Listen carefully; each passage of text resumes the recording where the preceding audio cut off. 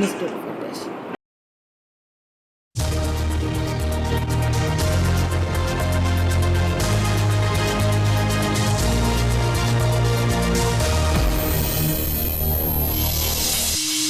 আমি মোহাম্মদ ইউনূস সশ্রদ্ধ চিত্তে শপথ গ্রহণ করিতেছি যে ডক্টর ইউনূসের নেতৃত্বে শপথ নিল অন্তর্বর্তীকালীন সরকার। পুরনো চিন্তা দিয়ে দেশের মুক্তি সম্ভব নয় বললেন প্রধান উপদেষ্টা। এটা আমার কথা যদি না শুনেন আপনারা, তাহলে আমার প্রয়োজন এখানে নাই। আমাকে বিদায় দেন, আমি আমার কাজে থাকি, সেখানে আমি ব্যস্ত থাকি। যদি আমাকে প্রয়োজন মনে করেন, তাহলে আমাকে প্রয়োজন মনে করলে আপনাদেরকে দেখাতে হবে যে আমার কথা আপনারা শুনেন। বিমানবন্দর 3 বাহিনী প্রধান ও সমন্বয়কদের ফুলেল ভালোবাসায় সিক্ত ডক্টর ইউনূস। দেশকে এগিয়ে নেওয়ার প্রতিশ্রুতি উপদেষ্টাদের। প্রধান বিচারপতি সহ আপিল বিভাগের সব বিচারপতি অপসারণ চায় বৈষম্য বিরোধী ছাত্র আন্দোলন। অ্যাটর্নি জেনারেল হলেন আসাদুজ্জামান। স্বাভাবিক হচ্ছে জনজীবন, সড়কের শৃঙ্খলায় মাঠে শিক্ষার্থীরা, চলছে পরিচ্ছন্নতা অভিযান। ভেঙে পড়ার দেয়ালগুলো সাজছে নতুন রূপে। আন্দোলনের আড়ালে দুর্বৃত্তদের তাণ্ডব, ভেঙে ফেলা হয়েছে রাজধানীর বেশিরভাগ ভাস্কর্য। এখনো কাজে যোগ দেয়নি পুলিশ। ফের শ্রীলঙ্কার রাজনীতিতে ফিরছে ক্ষমতাচ্যুত রাজাপাকসে পরিবার। প্রেসিডেন্ট নির্বাচনে প্রার্থী হচ্ছেন সাবেক প্রধানমন্ত্রীর ছেলে। এবং জাতীয় দল নির্বাচনের ক্ষেত্রে এতদিন অনিয়ম করেছে বিসিবি, অভিযোগ এ দলের অধিনায়কের। পাকিস্তানের বিপক্ষে সিরিজে ভালো করার প্রত্যয়।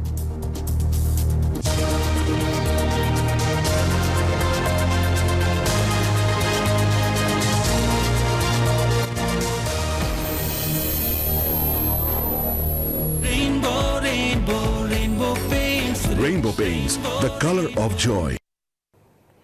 সুস্বাগত নিউজ 24 রাতের সংবাদের সঙ্গে আছি আমি আহসান হাবিব। দেখছিলেন বসুন্ধরাটি সংবাদ শিরোনাম। শব্দের আরেক নাম, একদম ইউনিক স্ট্রাকচারাল ডিজাইনের কসমিক ডো। এর ওয়াল থিকনেস ও রিপ থিকনেস বেশি থাকা, থেকে 50 বছরেরও বেশি। কসমিক ডো, নিশ্চিন্তে 50 বছর। এবারে বিস্তারিত সংবাদ। বঙ্গভবনের শপথ নিয়েছেন অন্তর্বর্তীকালীন সরকারের প্রধান উপদেষ্টা ডক্টর মোহাম্মদ ইউনূস এবং অন্য উপদেষ্টারা। বৃহস্পতিবার রাত 9:22 শপথ নেন ডক্টর মোহাম্মদ ইউনূস এবং পরে 9:28 শপথ নেন অন্য উপদেষ্টারা। এর আগে মন্ত্রিপরিষদ বিভাগ জানায় প্রধান উপদেষ্টা সহ মোট 17 জন সদস্য আছেন এই সরকারের। তবে আজ শপথ নেন মোট 14 জন। এতে প্রধান উপদেষ্টা হিসেবে আছেন নোবেলজয়ী ডক্টর মোহাম্মদ ইউনূস। বাকি 16 জন উপদেষ্টা হলেন বাংলাদেশ ব্যাংকের সাবেক গভর্নর ডক্টর সালেহউদ্দিন আহমেদ, ঢাকা বিশ্ববিদ্যালয়ের অধ্যাপক ডক্টর আসিফ নজরুল, মানবাধিকার কর্মী আদিলুর রহমান খান, সাবেক attorney general AF Hasan Arif, সাবেক রাষ্ট্রদূত তৌহিদ হোসেন, বাংলাদেশ পরিবেশ আইনবিদ সমিতির বেলা প্রধান নির্বাহী ও সুপ্রিম কোর্টের আইনজীবী সৈয়দা রেজওয়ানা হাসান, প্রধান নির্বাহী কর্মকর্তা ব্রতি শারমিন মুর্শিদ, ফারুকি আজম, বীর প্রতীক, ব্রিগেডিয়ার জেনারেল অবসরপ্রাপ্ত এম সাখওয়াত হোসেন, সুপ্রদীপ চাকমা, বিধান রঞ্জন, ডক্টর আফম খালিদ হোসেন, ফরিদা আখতার, নুরজাহান বেগম, বৈষম্য বিরোধী ছাত্র আন্দোলন মোহাম্মদ নাহিদ ইসলাম ও আসিফ মাহমুদ সজীব ভূঁইয়া। শপথ অনুষ্ঠানে মন্ত্রিপরিষদ সচিব জানান 17 জনের মধ্যে 3 জন উপদেষ্টা ঢাকার বাইরে থাকায় শপথ নেননি। সশ্রদ্ধ চিত্তে শপথ গ্রহণ করিতেছি যে আমি আইন অনুযায়ী অন্তর্বর্তীকালীন সরকারের প্রধান উপদেষ্টা পদের কর্তব্য বিশ্বস্ততার সহিত পালন করিব। আমি বাংলাদেশের প্রতি অকৃত্রিম বিশ্বাস ও আনুগত্য পোষণ করিব। আমি সংবিধানের রক্ষণ সমর্থন ও নিরাপত্তা বিধান করিব এবং আমি ভীতি বা অনুগ্রহ অনুরাগ বা বিরাগের বশবর্তী না হইয়া সকলের প্রতি আইন অনুযায়ী যথাবিহিত আচরণ করিব। এবার মাননীয় প্রধান উপদেষ্টাকে গোপনতার শপথ পাঠ করানোর জন্য মহামান্য রাষ্ট্রপতিকে বিনীত অনুরোধ জানাচ্ছি। আমি মোহাম্মদ ইউনূস সশ্রদ্ধ চিত্তে শপথ গ্রহণ করিতেছি যে অন্তর্বর্তীকালীন সরকারের প্রধান উপদেষ্টা রূপে যে সকল বিষয় আমার বিবেচনার জন্য আনিত হইবে বা যে সকল বিষয় আমি অবগত হইব তাহা প্রধান উপদেষ্টা রূপে যথাযথভাবে আমার কর্তব্য পালনের প্রয়োজন ব্যতীত প্রত্যক্ষ বা পরোক্ষভাবে কোনো ব্যক্তিকে জ্ঞাপন করিব না বা কোনো ব্যক্তির নিকট প্রকাশ করিব না। আমি সশ্রদ্ধ চিত্তে শপথ গ্রহণ করিতেছি যে আমি আইন অনুযায়ী অন্তর্বর্তীকালীন সরকারের উপদেষ্টা পদের কর্তব্য বিশ্বস্ততার সহিত পালন করিব। আমি বাংলাদেশের প্রতি অকৃত্রিম বিশ্বাস ও আনুগত্য পোষণ করিব। আমি সংবিধানের রক্ষণ, সমর্থন ও নিরাপত্তা বিধান করিব এবং আমি ভীতি বা অনুগ্রহ, অনুরাগ বা বিরাগের বশবর্তী না হইয়া সকলের প্রতি আইন অনুযায়ী যথাবিহিত আচরণ করিব। এবার মাননীয় উপদেষ্টাগণকে গোপনতার শপথ পাঠ করার জন্য মাননীয় রাষ্ট্রপতিকে বিনীত অনুরোধ জানাচ্ছি। আমি সশ্রদ্ধ চিত্তে শপথ করিতেছি যে অন্তর্বর্তীকালীন সরকারের উপদেষ্টা রূপে যে সকল বিষয় আমার বিবেচনার জন্য আনিত হইবে বা যে সকল বিষয় আমি অবগত হইব তাহা উপদেষ্টা রূপে যথাযথভাবে আমার কর্তব্য পালনের প্রয়োজন ব্যতীত প্রত্যক্ষ বা পরোক্ষভাবে কোনো ব্যক্তিকে জ্ঞাপন করিব না বা কোনো ব্যক্তির নিকট প্রকাশ করিব না। এই যে আমার ব্যাংক আরএফএল গ্যাস স্টোভ, এর সাইন্টিফিক নজল আর ব্রাশ বার্নার তাপকে সমানভাবে ছড়িয়ে খরচ বাঁচায় 25%। আরএফএল গ্যাস স্টোভ নিরাপদ ও গ্যাস সাশ্রয়ী। 304 ফুড গ্রেড স্টেইনলেস স্টিলে তৈরি, যা নিশ্চিত করে জংবিহীন সিঙ্কের আজীবন নিশ্চয়তা। আরএফএল কিচেন সিঙ্ক, স্বাস্থ্যকর কিচেনের চিরস্থায়ী সমাধান। শপথ নেওয়ার পর অন্তর্বর্তীকালীন সরকারের প্রধান উপদেষ্টা ডক্টর ইউনূস বলেন, গণ অভ্যুত্থানের মাধ্যমে সৃষ্ট সরকার হবে সবার, সকলের আশা আকাঙ্ক্ষা পূরণ হবে।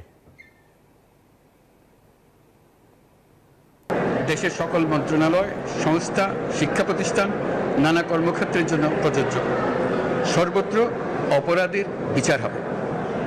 আজ প্রত্যেকটি প্রতিষ্ঠান ও তার সদস্যরা নিজ নিজ কর্তব্য পালন করার মাধ্যমে দ্বিতীয় স্বাধীনতাকে উপভোগ করবেন, দেশকে গৌরবের শীর্ষে নিয়ে যাবেন এবং দেশবাসীকে এবং জগৎবাসীকে উপভোগ করার সুযোগ করে দেবেন। আমি জাতির পক্ষ থেকে প্রত্যেকের নির্ভয়ে আনন্দ চিত্তে নিজ নিজ কর্মস্থলে নিজ নিজ সামর্থ্য নিয়ে এগিয়ে আসতে অনুরোধ করছি। এই অভ্যুত্থানের মাধ্যমে সৃষ্ট সরকার দেশের প্রত্যেকের সরকার। এখানে থাকবে সকলের আকাঙ্ক্ষা পূরণের অধিকার। অরাজকতার বিষ বাষ্প এখন যেই ছড়াবে, বিজয়ী ছাত্র জনতা সহ মুক্ত মানুষের আইন শৃঙ্খলা বাহিনীর পূর্ণ শক্তি তাকে ব্যর্থ করে দেবে। বিজলি কেবলস যে কোনো স্থাপনার বৈদ্যুতিক সংযোগকে রাখে নিরাপদ। এর স্কিন কোটেড ইনসুলেশন সম্পূর্ণ ফায়ার রিটার্ডেন্ট, তাই বিজলি কেবলস নিজেই নিজেকে নেভায়। বিজলি কেবলস, নিরাপদ আজীবন। শিক্ষার্থীরা এ দেশকে রক্ষা করেছে, এবার স্বাধীনতার সুফল সবার ঘরে পৌঁছাতে হবে, এমন কথা বলেছেন নোবেলজয়ী ডক্টর মোহাম্মদ ইউনূস। বলেন, পুরনো চিন্তা দিয়ে দেশের মুক্তি সম্ভব নয়। দুপুর 2:30টায় হজরত শাহজালাল আন্তর্জাতিক বিমানবন্দরে পৌঁছে এসব কথা বলেন তিনি। আমার উপরে আস্থা রেখে আমাকে জানিয়েছে, ছাত্ররা আমাকে আহ্বান দিয়েছে, সেটাতে আমি সাড়া দিয়েছি। দেশবাসীর কাছে আমার আবেদন, আপনারা যদি আমার উপরে বিশ্বাস রাখেন, আমার উপরে ভরসা রাখেন, তাহলে নিশ্চিত করেন যে দেশে কোনো জায়গায় কারো উপরে হামলা হবে না। এটা যদি আমি করতে না পারি, এটা আমার কথা যদি না শোনেন আপনারা, তাহলে আমার প্রয়োজন এখানে নাই। আমাকে বিদায় দেন, আমি আমার কাজে থাকি, সেখানে আমি ব্যস্ত থাকি। যদি আমাকে প্রয়োজন মনে করেন, তাহলে আমাকে প্রয়োজন মনে করলে আপনাদেরকে দেখাতে হবে যে আমার কথা আপনারা শোনেন। আমার কথা না শুনলে আমার কোনো প্রয়োজন নাই। আমার প্রথম কথা হলো, আপনারা বিশৃঙ্খলা থেকে দেশকে রক্ষা করেন, আপনারা সহিংসতা থেকে দেশকে রক্ষা করেন। যে সরকার হবে সেই সরকার মানুষকে রক্ষা করবে, মানুষের আস্থাভাজন হবে। এটা কেউ জোর করে তাকে বলার যে ভালো আছে এটা না, সে নিজে নিজে বিশ্বাস করবে। সরকারি লোক দেখলে বলবে আমার লোক, আমাকে রক্ষা করার লোক। সারা বাংলাদেশ একটা বড় পরিবার, এই পরিবার আমরা একসঙ্গে চলতে চাই এবং আমাদের মধ্যে দ্বিধা দ্বন্দ্ব যা কিছু থেকে সরিয়ে ফেলতে চাই। যারা বিপথে গেছে তাদেরকে পথে আনতে চাই, যাতে করে একসঙ্গে আমরা কাজ করতে পারি। আজকে তরুণ সমাজকে বোঝানো যে এই দেশ এটা তোমাদের হাতে। তাদেরকে আমি বারে বারে এমনি উপদেশ দিই যে পুরনোদেরকে বাদ দাও, তাদের এই পুরনো চিন্তা দিয়ে এটার মুক্তি আমাদের হবে না। করি সারা দুনিয়ার মধ্যে এটা হবে না। এটা শুধু বাংলাদেশের কথা না, সারা দুনিয়াকে জুড়ে কথা বলছি। আইন শৃঙ্খলার ব্যাঘাত হচ্ছে, মানুষকে আক্রমণ করছে, ঘরবাড়ি জ্বালিয়ে দিচ্ছে, সম্পদ জ্বালিয়ে নষ্ট করছে, চুরি করছে, দিয়ে যাচ্ছে, অফিস আদালতে আক্রমণ করছে, সংখ্যালঘুদের উপর আক্রমণ করছে, হিন্দু, বৌদ্ধ, খ্রিস্টান, আহমদিয়া সবার উপর আক্রমণ করছে। এগুলো হলো ষড়যন্ত্রের অংশ। এগুলো আমাদের বিষয় না। আমাদের কাজ হলো এটাকে রক্ষা করা, সবাইকে রক্ষা করা। এটাকে শত্রুকে যাতে রোধ করা যায়, তাদেরকে বুঝিয়ে শুনিয়ে হোক, তাদেরকে আইন শৃঙ্খলার হাতে দিয়ে হোক, এটা বোঝাতে হবে। তাকে মেরে পেটে এটা ঠিক না। আইন শৃঙ্খলাটা এখন আমাদের প্রথম কাজ। এই আইন শৃঙ্খলা ঠিক না হওয়া পর্যন্ত এটা আমরা অগ্রসর করার জন্য পদক্ষেপ নিতে পারবো না। সেটা আমরা রক্ষা করতে চাই, এগিয়ে যেতে চাই।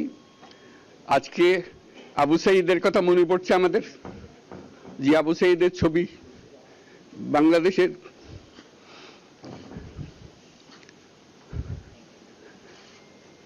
প্রতিটি মানুষের মনে গেঁথে আছে। এটা কেউ ভুলতে পারবে না। এরা এই দেশকে রক্ষা করেছে, এই দেশকে নতুনভাবে পুনর্জন্ম দিয়েছে এবং এই পুনর্জন্মে যে বাংলাদেশ পেলাম, সে বাংলাদেশ যেন অত্যন্ত দ্রুত গতিতে এগিয়ে চলতে পারে, সেটাই হলো আমাদের শপথ। এই ঘরটা হবে আমাদের স্টাডি রুম, কিন্তু দেয়ালের একটা স্টাইলিশ গর্জিয়াস লুক দরকার। Don't worry, rainbow feather silk metallic finish আছে না? রেইনবো ফেদার সিল্ক মেটালিকের স্পেশাল অ্যাক্রিলিক ইমালশন দেয়ালকে দেয় সিল্কি স্মুথ ফিনিশ, আর স্পেশাল পার্ল পিগমেন্টস নিশ্চিত করে বিউটিফুল মেটালিক গ্লিটার এফেক্ট। দেয়ালকে দিতে স্টাইলিশ গ্লো আছে feather silk metallic by rainbow. Rainbow paints, the colour of joy. অন্তর্বর্তীকালীন সরকারের উপদেষ্টা হিসেবে শপথ নেয়ার পর প্রতিক্রিয়া জানিয়েছেন কয়েকজন উপদেষ্টা। ছাত্রদের নেতৃত্বে এই অভ্যুত্থান ঘটেছে, স্বৈরাচারী ফ্যাসিস্ট হাসিনা সরকারের পতন ছাত্ররা ঘটিয়েছে। যেই ছাত্ররা এবং সাথে নাগরিকদের সাথে নিয়ে যেই ছাত্র নাগরিক অভ্যুত্থান ঘটাতে পারে, সেই ছাত্র নাগরিক রাষ্ট্র গঠনও করতে পারে। এবং আমরা যেই কমিটমেন্ট করেছি এবং আমাদের যে শত শত ভাই বোনেরা শহীদ হয়েছে, তাদের প্রতি যে আমাদের শ্রদ্ধা এবং প্রতিশ্রুতি, তার বাস্তবায়ন করা এবং একটি সুন্দর বাংলাদেশ, এক নতুন রাজনৈতিক বন্দোবস্ত তৈরি করাই আমাদের প্রধান এবং প্রথম লক্ষ্য হবে। এই স্বৈরাচারী সরকার হটানোর জন্য যা 17 বছরে কেউ পারেনি, এত বড় বড় রাজনৈতিক দল ব্যর্থ হয়েছে। আমরা এক দফা ঘোষণার মাত্র 4 দিনের মাথায় এই স্বৈরাচার সরকার হটাতে পেরেছি। এবং এই কর্মস্পৃহা, এই দেশপ্রেম দিয়ে আমরা ক্যাবিনেটেও আশা করি, আমি এবং নাহিদ ইসলাম ছাত্র আন্দোলনের পক্ষ থেকে আছি, আমরা আমাদের যোগ্যতার প্রমাণ করতে পারবো। আমাদের চ্যালেঞ্জটা অনেক বড়, কারণ আপনারা জানেন একটা আনপ্রেসিডেন্টেড একটা ল অ্যান্ড অর্ডার সিচুয়েশন তৈরি হয়েছে দেশে। এমনি স্বাভাবিক, 15-17 বছর যে আপনার একটা স্বৈরাচারী শাসন ছিল, যে একটা অন্ধকার একটা যুগ ছিল, মানুষের মনে অনেক ক্ষোভ, অনেক যন্ত্রণা, অনেক ক্রোধ জমেছিল। তো সেটা আউটবার্স হয়েছে, কিন্তু তারপরও এই আউটবার্সটা কোনোভাবেই মাত্রা অতিরিক্ত পর্যায়ে যে চলে গেছে এটা কোনোভাবেই সমর্থনীয় না। আমরা অনেক পুলিশ সদস্য, অনেক সাধারণ মানুষ, অনেক সংখ্যালঘু মানুষের আর্তনাদ শুনেছি এবং অনেক স্টোরি আছে, আমি নিজে দেখেছি, আপনার শুনেছি, দেখেছি আর কি। তো এটা কোনোভাবেই প্রত্যাশিত না। আমাদেরকে ক্রোধ সম্বরণ করতে হবে, আইনগতভাবে যারা দোষী আছে তাদের শাস্তি দেওয়ার জন্য ব্যবস্থা নিতে হবে। আমরা এই দায়িত্ব নেওয়াটা হচ্ছে রক্তের উপরে দাঁড়িয়ে দায়িত্বটাকে পালন করা। এটা জাস্টিস এনশিওর করাটা দরকার। যারা পারপিট্রেটার্স তাদের আইনের সামনে আনা দরকার, যারা ভিকটিম তাদের রেমেডির জন্য চেষ্টা করা দরকার। এটা অনেক বড় দায়িত্ব। সাধারণ মানুষ যে কষ্ট পাচ্ছে সে দ্রব্যমূল্য কমাতে, মানুষের জীবন সহজ করতে আমাদের যা যা করার আমরা করব। কনকায় দীর্ঘদিন পর্যন্ত খাবার থাকে গার্ডেন ফ্রেশ। ভালো থাকুন আপনিও। Concha fridge. কনকায় দীর্ঘদিন পর্যন্ত খাবার থাকে গার্ডেন ফ্রেশ। ভালো থাকুন আপনিও। Concha fridge. বিমানবন্দরে অন্তর্বর্তীকালীন সরকারের প্রধান উপদেষ্টা ডক্টর ইউনূসকে বরণ করে নেন 3 বাহিনী প্রধানরা। পরে তাকে ফুলেল অভিবাদন জানান বৈষম্য বিরোধী ছাত্র আন্দোলনের সমন্বয়করা। এ সময় দেয়া বক্তব্যে ডক্টর ইউনূস বলেন, তার উপর আস্থা থাকলে সব ধরনের হামলা ও সংঘাত বন্ধ করতে হবে। দেশের মানুষের দীর্ঘ প্রতীক্ষার যেন অবসান হলো। দুপুর 2:10 শাহজালাল আন্তর্জাতিক বিমানবন্দরে অবতরণ করে ডক্টর ইউনূসকে বহনকারী বিমানটি। এ সময় 3 বাহিনীর প্রধান তাকে অভ্যর্থনা জানান। বিমানবন্দরে উপস্থিত হন বৈষম্য বিরোধী ছাত্র আন্দোলনের অন্যতম সমন্বয়ক নাহিদ ইসলাম সহ 5 সমন্বয়কারী। পরে গণমাধ্যমের সাথে কথা বলেন শান্তিতে নোবেল বিজয়ী বিশ্বখ্যাত এই ব্যক্তি। এই স্বাধীনতাটা আমাদেরকে রক্ষা করতেই হবে। এ সময় কোটা আন্দোলনের শহীদ শিক্ষার্থী আবু সাইদকে স্মরণ করার সময় কেঁদে ফেলেন ডক্টর ইউনূস। বলেন, দেশকে এগিয়ে নিতে সবার আগে বন্ধ করতে হবে সংঘাত। আমার প্রথম কথা হলো, আপনারা বিশৃঙ্খলা থেকে দেশকে রক্ষা করেন, আপনারা সহিংসতা থেকে দেশকে রক্ষা করেন। পরে শাহজালাল আন্তর্জাতিক বিমানবন্দর থেকে বের হয়ে গুলশানের নিজ বাসভবনে যান ডক্টর মোহাম্মদ ইউনূস। এ সময় তাকে স্বাগত জানাতে বিমানবন্দর এবং প্রধান সড়কে ভিড় করেন হাজারো জনতা। নাইম আলচিকো, নিউজ 24, ঢাকা। বিমানবন্দর থেকে গুলশানের নিজ বাসভবন রূপায়ণ সিগনেচারে যান ডক্টর মোহাম্মদ ইউনূস। গুলশান 2-এর 84 নম্বর সড়কে অবস্থিত রূপায়ণ সিগনেচার অ্যাপার্টমেন্ট। অন্তর্বর্তীকালীন সরকারের প্রধান ডক্টর মোহাম্মদ ইউনূস রূপায়ণ সিগনেচারের কিছুক্ষণ বিশ্রাম নেন। এরপর রাষ্ট্রীয় অতিথি ভবন যমুনায় যান তিনি। সেখান থেকে শপথ গ্রহণের জন্য বঙ্গভবনের উদ্দেশ্যে রওনা দেন। নিজ বাসভবনে আসার পর সাধারণ মানুষ তাকে অভিবাদন জানান। এ সময় তিনি সাধারণ মানুষকে লক্ষ্য করে হাত তুলে শুভেচ্ছা জানান।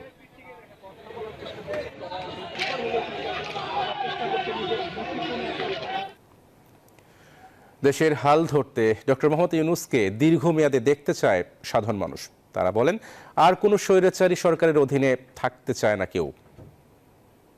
আরেকটা হাসিনা তৈরি করতে চাই না, আরেকটা স্বৈরাচারী দেশে প্রতিষ্ঠা হবে না। ডক্টর ইউনূসকে দীর্ঘমেয়াদে আমরা ক্ষমতা দেখতে চাই।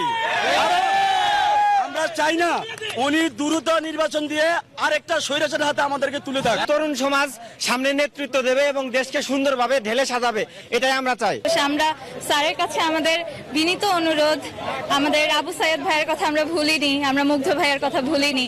স্যার যাতে এই জিনিসগুলো মাথায় রেখে আগে যে সমস্ত স্বৈরাচারী কার্যকর হয়েছে তা যেন এখন আর না হয়। আমরা ছাত্র সমাজ তার পাশে আছি। বাংলাদেশকে রোহিঙ্গা সমস্যার যে জন্ম দিয়েছিল শেখ হাসিনা, নোবেল পুরস্কার পাওয়ার জন্য যে নাটক তিনি শুরু করেছিলেন, দীর্ঘদিন এই সমস্যা তিনি আমাদের মধ্যে জিয়ে রেখেছিলেন, সেই সমস্যার অতি দ্রুত সমাধান আমরা প্রত্যাশা করি। ডক্টর ইউনূসকে এই সরকারকে একটি সুন্দর রাষ্ট্র গঠন করবে, সুস্থ ধারা রাজনীতি নিয়ে আসবে এবং একটি উন্নত সমৃদ্ধ বিশ্বের রোল মডেল হিসাবে বাংলাদেশকে বিশ্বের বুকে প্রতিস্থাপন আবারও এগেইন করবে। নিউজ 24 রাতের সংবাদে নিচ্ছে একটা বিরতি, সাথে থাকুন।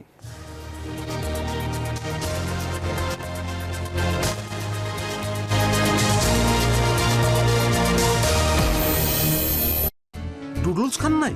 তাহলে তো নুডলসই খান নাই।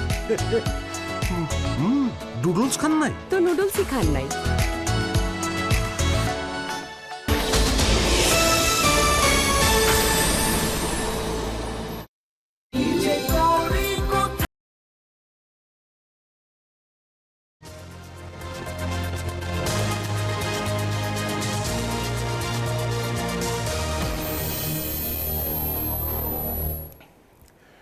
স্বাগত একবার নিউজ 24 রাতের সংবাদে।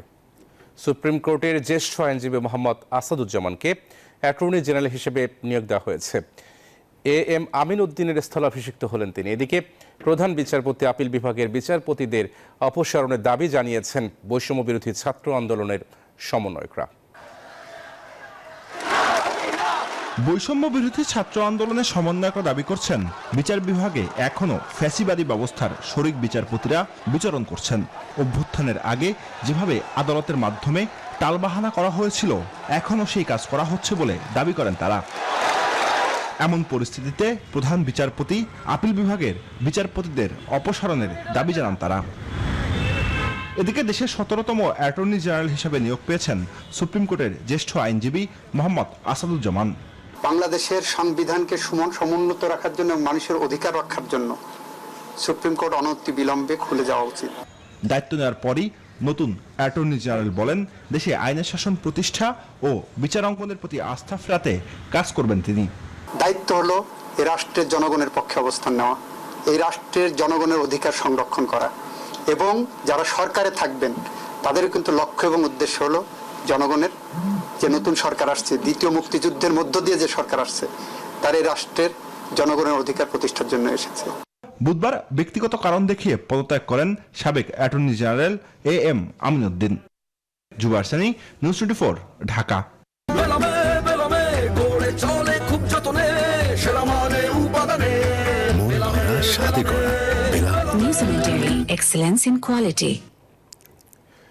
সুকান্ত ভট্টাচার্যের 18 বছর বয়স কবিতার মতোই দুর্নিবার শপথে রাজপথে নেমে এসেছে দেশের তরুণরা। টানা 36 দিনের সংগ্রামে 16 বছরের স্বৈর শাসনের অবসান ঘটিয়ে তারা এবার নেমেছে দেশ সংস্কারে। হাল ধরেছেন ব্যস্ত ঢাকার যানজট নিয়ন্ত্রণও। দেখাচ্ছেন কেমন বাংলাদেশ চায় তারা।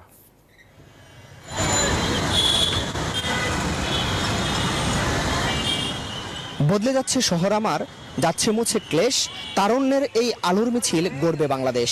দেশব্যাপী ছাত্রছাত্রীদের চলমান সংস্কার কাজের ভূয়সী প্রশংসা করে এমন কাব্য লিখেছেন কথাসাহিত্যিক রবিউল করিম মৃদুল।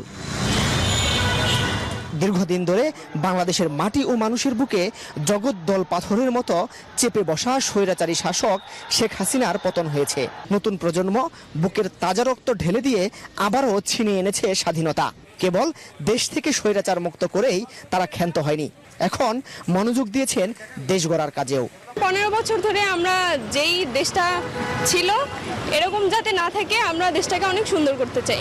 সুন্দর একটা নিয়ম কানুন, পড়ালেখা চেঞ্জ, সবকিছু চাই আমরা। দেশব্যাপী ভেঙে পড়া শৃঙ্খলা ফিরিয়ে আনতে দিন রাত পরিশ্রম করে চলছে তরুণরা।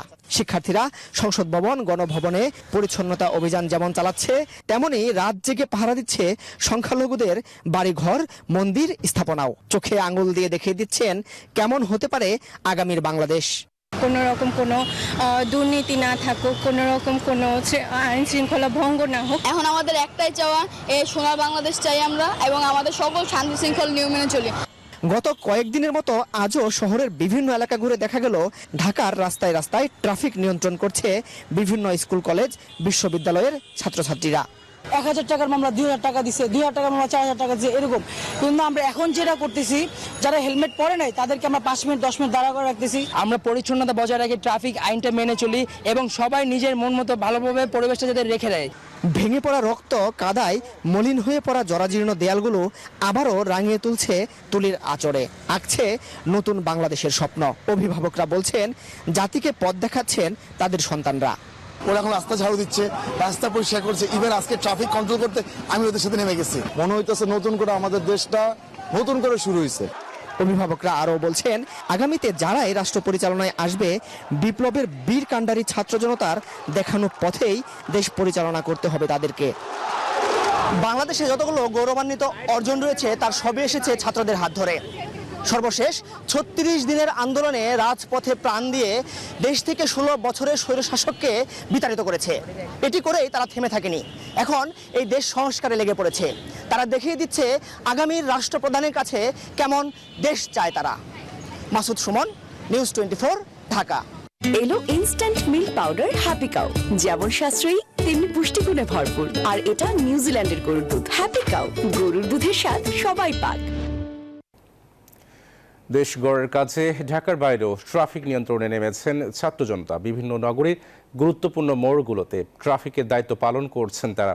সাথে যোগ দিয়েছে গ্রাম প্রতিরক্ষা বাহিনী, আনসার, রেড ক্রিসেন্ট, ছাত্র ও যুব ও স্কাউট দল। নতুন বাংলাদেশের প্রত্যয় নিয়ে পরিষ্কার পরিচ্ছন্নতা অভিযান কার্যক্রমও শুরু করেছেন শিক্ষার্থীরা। সারা দেশে পুলিশ বাহিনী আইন শৃঙ্খলায় কাজ না করায় ভেঙে পড়েছে নিরাপত্তা ব্যবস্থা। এমন অবস্থায় যানজট মুক্ত সড়ক নিশ্চিতে ও সার্বিক নিরাপত্তায় কাজ করছে আন্দোলনকারী শিক্ষার্থীরা। বরিশালে সকাল থেকে নগর সহ জেলার বিভিন্ন গুরুত্বপূর্ণ সড়কে শিক্ষার্থীরা কাজ শুরু করেন। চলমান পরিস্থিতিতে ট্রাফিক পুলিশ রাস্তায় না থাকায় নিজ নিজ উদ্যোগে ট্রাফিকের দায়িত্ব নিয়েছেন ছাত্র জনতারা। স্টুডেন্ট হিসেবে আমরা এখানে মনে করছি যে আমাদের দায়িত্ব রয়েছে, যেহেতু বর্তমানে দেশে একটি অস্থিতিশীল অবস্থা বিরাজ করছে। যতদিন পর্যন্ত দেশ ঠিক না হয় আমরা দেশের জন্য সেবা দিয়ে যাব। রাজশাহীর সিএনভি চত্বর সহ বিভিন্ন স্থানে বৃক্ষরোপণ করেছেন শিক্ষার্থীরা। এছাড়া লুটপাট ও অগ্নিসংযোগের ফলে সৃষ্ট হওয়া ধ্বংসস্তূপ পরিষ্কার করেন তারা। সেনাবাহিনী পাহারায় চট্টগ্রামে আজও সড়কে পরিবহনের শৃঙ্খলা ফেরাতে রাস্তায় নেমেছে শিক্ষার্থীরা। তাদের সাথে যোগ দিয়েছেন red crescent, answer, BNCC, scout সহ বিভিন্ন সংগঠকরা। যেগুলো ভাঙচুর করেছিল সেসব জায়গায় পরিষ্কার কর্মসূচি পালন করার পরে আমরা এখানে 100টা মতো বৃক্ষরোপণের কাজ আজকে পরিচালনা করলাম। প্রথমে তো মনে করছি এটা আনন্দ পাবো না, কিন্তু এখন আঙ্কেলরা অনেকেই দোয়া করতেছে, অনেকে সাহায্য করতেছে, ওনাদের ভালোবাসাতে আমাদের এখন ভালো লাগতেছে। স্বেচ্ছায় সেবাদান দিতে রাস্তায় নেমে পড়েছি, পুলিশ শূন্যতা পূরণ করতেছি আমরা। রংপুরে ট্রাফিক ব্যবস্থা নিয়ন্ত্রণ করছেন ছাত্র জনতা। নগরীর গুরুত্বপূর্ণ মোড়গুলোতে ট্রাফিকের দায়িত্ব পালন করছেন প্রায় 2 শতাধিক শিক্ষার্থী। এছাড়াও সিলেট ও খুলনা মহানগরের ট্রাফিক নিয়ন্ত্রণে গুরুত্বপূর্ণ পয়েন্টে অবস্থান নিয়ে যানজট নিরসনে কাজ করে শিক্ষার্থীরা। ছাত্র জনতার এমন উদ্যোগ প্রশংসার দাবি রাখে বলছেন সব শ্রেণী পেশার মানুষ। এই কাজটা অবশ্যই ভালো এবং এইটার জন্য আমাদের সবাইকে তাদেরকে সহযোগিতা করা উচিত। এখন খুব সুশৃঙ্খলভাবে সবাই তার যার দায়িত্ব পালন করতেছে, বেশ ভালো হবার সম্ভাবনা দেখা যাচ্ছে। যতদিন ট্রাফিক পুলিশ সদস্যরা দায়িত্ব না নেবে ততদিন এই কার্যক্রম অব্যাহত থাকবে বলে জানান শিক্ষার্থীরা। Desk report, news 24।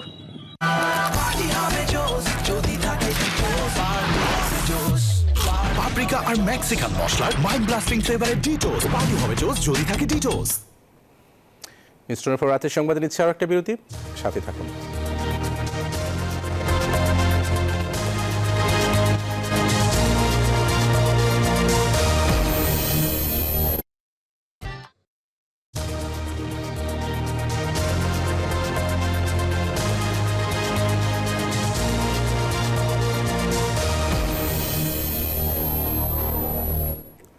বিরতির পর স্বাগত আরেকবার নিউজ 24 রাতের সংবাদে।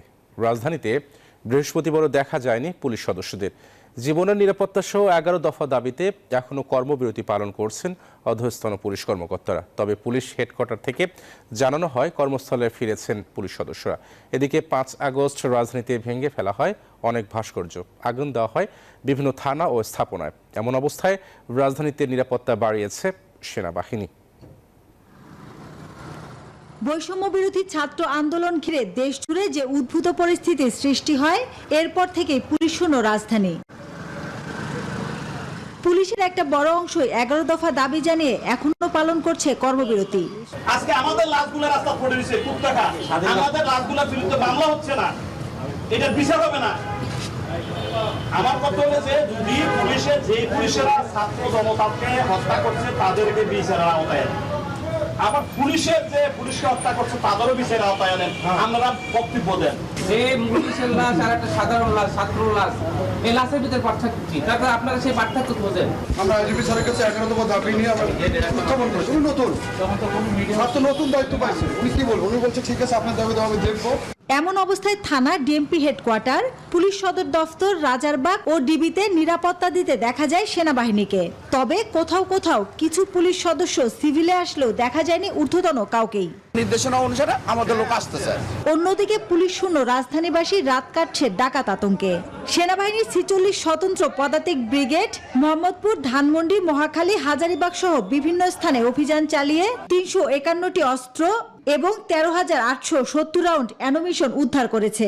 বিভিন্ন জায়গায় যে আমরা যখনই লুট লুটপাটের খবর পাচ্ছি মসজিদ মন্দির অথবা বিভিন্ন বাসা বাড়িতে, আমরা যখনই যেখানে যে খবর পাচ্ছি তখনই আমরা সেখানে গিয়ে আমাদের উপস্থিতির মাধ্যমে তাদের নিরাপত্তা নিশ্চিত করার চেষ্টা করছি। এদিকে গেল 5 আগস্ট ঢাকা বিশ্ববিদ্যালয় এলাকার এইসব ভাস্কর্য ছাড়াও ভেঙে ফেলা হয়েছে রাজধানীর বেশিরভাগ ভাস্কর্য। আগুন দেওয়া হয়েছে থানাসহ বিভিন্ন স্থাপনায়। এমন পরিস্থিতিতে রাজধানী সহ সারা দেশে বাড়ানো হয়েছে সেনা টহল। রাজধানীর যেসব থানায় আগুন দেওয়া হয়েছে সেসব থানায় পুড়ে গেছে কাগজপত্র সহ দরকারি অনেক জিনিসপত্র। আর জীবনের নিরাপত্তা চেয়ে 11 দফা দাবিতে কর্মবিরতি পালন করছেন অধীনস্থ পুলিশ কর্মকর্তারা। রাজধানী কোথাও দেখা যাচ্ছে না পুলিশ সদস্যদের, আর এই সুযোগে একদল দুর্বৃত্ত করছে ডাকাতি। মাসুদা লাবনী, নিউজ 24, ঢাকা। আমি এই চেয়ারে বসবো না। বাচ্চু ভাই, এই চেয়ারকে ভয় পেও না। ডেন্টিস্টের পরামর্শ নাও নতুন কোলগেট অ্যাক্টিভ সোল, যা দাঁতের সমস্যা শুরু হওয়া মাত্রই থামিয়ে দেয়। না থাকবে ব্যথা, না থাকবে ভয়। স্বপ্রণোদিত হয়ে রাজধানী সহ সারা দেশে ট্রাফিক ব্যবস্থাপনায় কাজ করছেন ফায়ার সার্ভিসের সদস্য ও স্বেচ্ছাসেবকরা। দুপুরে রাজধানীর গুলশানে সংস্থাটির পরিচালক operation lieutenant colonel Mohammad Tajul Islam news 24-কে জানান, রাজধানী সহ দেশের প্রতিটি বিভাগীয় শহরে ট্রাফিকের শৃঙ্খলা ধরে রাখার কাজ করছেন ফায়ার সার্ভিসের সদস্য ও স্বেচ্ছাসেবকরা। বলেন, ট্রাফিকের দায়িত্বে কেউ না থাকায় বর্তমানে শিক্ষার্থী, আনসার সদস্যদের পাশাপাশি এই দায়িত্ব পালন করছেন তারা।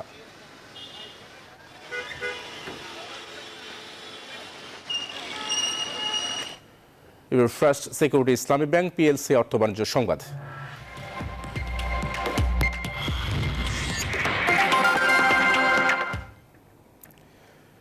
এবার আরো বড় উত্থান দেখেছে দেশের পুঁজিবাজার। ইতিহাস সৃষ্টি করেছে ঢাকা স্টক এক্সচেঞ্জের প্রধান সূচক DSEX। বৃহস্পতিবার সূচকটি 306 পয়েন্ট বেড়ে অবস্থান নিয়েছে 5,924 পয়েন্টে। একদিনে প্রধান সূচকের এত বড় লাভ এটি প্রথম। বেড়েছে অপর দুই সূচকও। দিনভর ডিএসইতে লেনদেন হয়েছে 1,606 কোটি টাকার শেয়ার, যা গেল 2 ফেব্রুয়ারি পর সর্বোচ্চ লেনদেন। এদিন লেনদেনে অংশ নেওয়া কোম্পানিগুলোর মধ্যে 364 শেয়ারের দামই বেড়েছে, কমেছে মাত্র 27টির। অপরিবর্তিত ছিল বাকি 7 প্রতিষ্ঠানের শেয়ার দর। অপর বাজার চট্টগ্রাম স্টক এক্সচেঞ্জের সার্বিক সূচক বৃহস্পতিবার 861 পয়েন্ট বেড়েছে। লেনদেন হয়েছে 22,68,00,000 টাকার শেয়ার।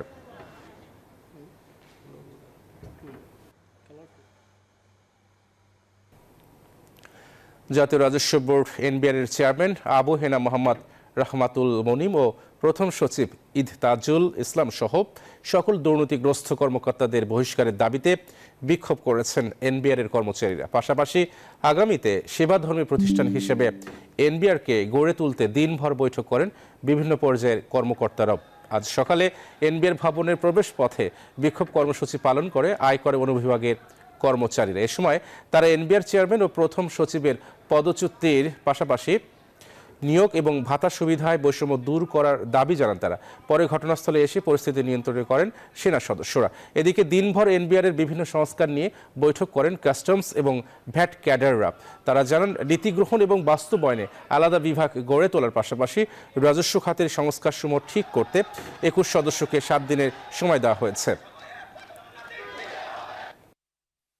আমরা মার্চ করে একটা রেভিনিউ ডিভিশনের প্রস্তাব আমরা করছি, যাতে সেখান থেকে আমরা সার্ভিস ডেলিভারিটা আরো দ্রুত দিতে পারি, আরো ভালোভাবে দিতে পারি, এবং নীতি প্রণয়নের যে কাজগুলো আছে রাজস্ব সংক্রান্ত, সেই নীতি প্রণয়নের কাজগুলি যেন আমরা সেখান থেকে সে মন্ত্রণালয় থেকে করতে পারি। রেভিনিউ ডিভিশন যে একটা প্রস্তাব করা হয়েছে সেখান থেকে করতে পারি। আমরা এই সরকারের সাথে যেই আমাদের সমস্যাগুলো সেগুলো আমরা একটা পেপারস প্রস্তুত করব। সেই পেপারস নিয়ে শর্ট টার্ম, মিড টার্ম এবং লং টার্ম মেয়াদে কাজ করার জন্য চিন্তা করছি, এবং সেই জন্য আমাদের 21 সদস্য বিশিষ্ট একটি কমিটি করা হয়েছে। তারা 7 দিনের মধ্যে একটা পেপার প্রস্তুত করবে। নিউজ 24 রাতের সংবাদে নিচ্ছে আরও একটা বিরতি, সাথে থাকুন।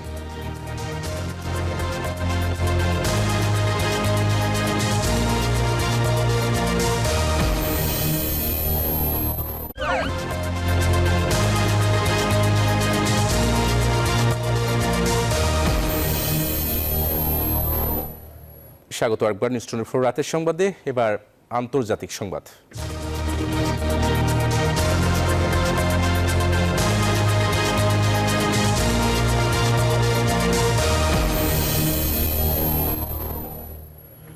আবারও শ্রীলঙ্কার রাজনীতিতে ফিরছে গণবিক্ষোভের মুখে ক্ষমতাচ্যুত হওয়া রাজাপাকসে পরিবার। আসন্ন প্রেসিডেন্ট নির্বাচনে দেশটির বৃহত্তম রাজনৈতিক দল শ্রীলঙ্কা পদুজনা পেরুমনা SLPPর প্রার্থী হচ্ছেন নামাল রাজাপাকসে। 38 বছর বয়সী নামাল দেশটির ক্ষমতাচ্যুত প্রধানমন্ত্রী মাহিন্দ্রা রাজাপাকসের ছেলে। আগামী 21 সেপ্টেম্বর অনুষ্ঠিত হতে যাচ্ছে শ্রীলঙ্কার প্রেসিডেন্ট নির্বাচন। এই নির্বাচনে দেশটির বৃহত্তম রাজনৈতিক দল শ্রীলঙ্কা পদুজনা পেরুমনা SLPPর প্রার্থী হচ্ছেন দেশটির ক্ষমতাচ্যুত প্রধানমন্ত্রী মাহিন্দা রাজাপাকসের ছেলে নামাল রাজাপাকসে। এর মধ্য দিয়ে 2 বছর পর ফের শ্রীলঙ্কার রাজনীতিতে ফিরছে গণবিক্ষোভের মুখে ক্ষমতাচ্যুত হওয়া রাজাপাকসে পরিবারটি। চলতি শতকের শুরুর দিকে শ্রীলঙ্কায় তামিল বিদ্রোহীদের দমনে নেতৃত্ব দেওয়ার সুবাদেই লঙ্কার রাজনীতিতে রাজাপাকসে পরিবারের আধিপত্য সৃষ্টি হয়। এরপর দেশটির রাজনীতিতে চলে আসে পরিবারটির একচ্ছত্র আধিপত্য। 2009 সালে নির্বাচনে SLPPর জয়ের পর দেশটির প্রেসিডেন্ট হন গোতাবায়া রাজাপাকসে এবং প্রধানমন্ত্রী হন তার বড় ভাই মাহিন্দা রাজাপাকসে। এছাড়াও তাদের আরও 2 ভাই ছিলেন তৎকালীন ক্যাবিনেটে। তবে করোনা মহামারীতে সরকারের দুর্নীতি ও অব্যবস্থাপনার জেরে নজিরবিহীন অর্থনৈতিক সংকটে পড়ে শ্রীলঙ্কা। এর জন্য রাজাপাকসে পরিবারকে দায়ী করে সরকার পতনের আন্দোলন শুরু করে লঙ্কানরা। এক পর্যায়ে জনতার চরম বিক্ষোভের মুখে 2022 সালের জুলাই পদত্যাগ করে দেশ ছেড়ে পালিয়ে যান গোতাবায়া রাজাপাকসে। আসমাতুলি, নিউজ 24। এবার জানাবো খেলার সংবাদ।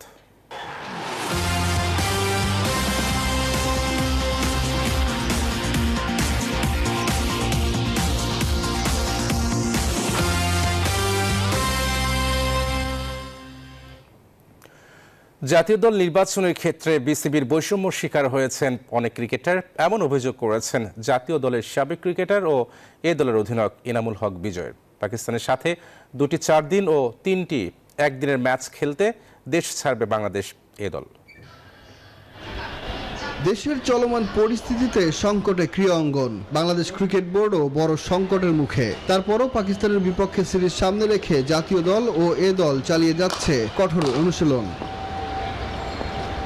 দেশের এমন পরিস্থিতিতে শুক্রবার পাকিস্তানের সাথে 4 দিনের ম্যাচ ও ওয়ানডে সিরিজ খেলতে ঢাকা ছাড়বে বাংলাদেশ এ দল। তার আগে জাতীয় দল নির্বাচন নিয়ে ক্ষোভ প্রকাশ করলেন এনামুল হক বিজয়। ক্রিস্টাল ক্লিয়ার থাকাটা খুবই জরুরি সবার ক্ষেত্রে। আমি কেন টিমে আছি, আমি কেন বাদ পড়ছি, আমি কোথায় খেলছি, কি খেলছি না করছি, বা আমার ফ্যাসিলিটি কতটুকু হচ্ছে, আমি কতটুকু পাচ্ছি, এই জিনিসগুলো অবশ্যই প্রশ্নবোধক থাকে, যেগুলো আমরা সবাই চাই যে প্রশ্নটা সরে যাক, অ্যানসারটা আমরা ডিজার্ভ করি। মাঠের অনুশীলনের পাশাপাশি ডাকাতি ঠেকাতেও কাজ করেছেন জাতীয় দলের ক্রিকেটাররা, এমন খবরও জানান বিজয়। আমরা রক্তাক্ত কেউই চায় না এরকম দিন পার করি। সবাই দেখছি নিচে নেমে আসছে, অবশ্যই আমাদের এরকম দিন আমরা আশা করি না। তা আমরা সবাই শান্তভাবে শান্তিতে একটা দেশ পরিচালনা হোক। বিজয় বলেন, পাকিস্তান সফরের প্রতিটি ম্যাচে ভালো করতে চায় তার দল। এরকম একটা ট্যুর, এটার পরেই আবার আমাদের টেস্ট ম্যাচ শুরু হচ্ছে বাংলাদেশ টিমের, যেখানে অনেকগুলো প্লেয়াররা কিন্তু আমাদের এই টিমে যাচ্ছে খেলার জন্য, তাদের প্রস্তুতির জন্য। তা আমার মনে হয় যে আসলে এই প্রস্তুতিটা আশা করি যে ন্যাশনাল টিমে খুব দারুণভাবে কাজে লাগবে এবং অলমোস্ট অনেকগুলো প্লেয়ার আছে যারা একটা দারুণ এক্সপেরিয়েন্স হবে। এই সিরিজে 2টি 4 দিনের ম্যাচের সাথে 3টি ওয়ানডে খেলবে বাংলাদেশ এ দল। সুখন সরকার, নিউজ 24, ঢাকা। দর্শক, এই ছিল নিউজ 24 রাতের সংবাদ। ধন্যবাদ সবাইকে সাথে থাকার জন্য।